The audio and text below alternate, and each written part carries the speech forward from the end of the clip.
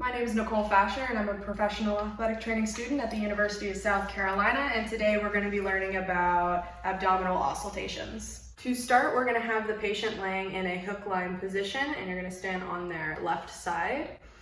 You would typically have the patient remove their shirt, and you would do this in a private examination room, but for this example we are going to leave their shirt on. So you're going to use your stethoscope to listen to the 4 quadrants of the abdomen separately. So you want to make sure you're listening to the gallbladder, the liver, the appendix, and all of the intestines, and the stomach and the spleen.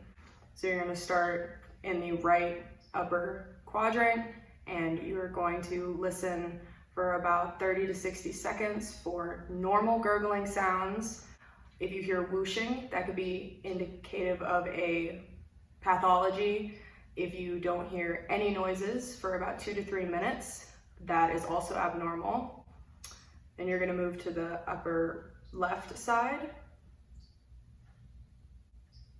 and then continue with the 2 lower quadrants.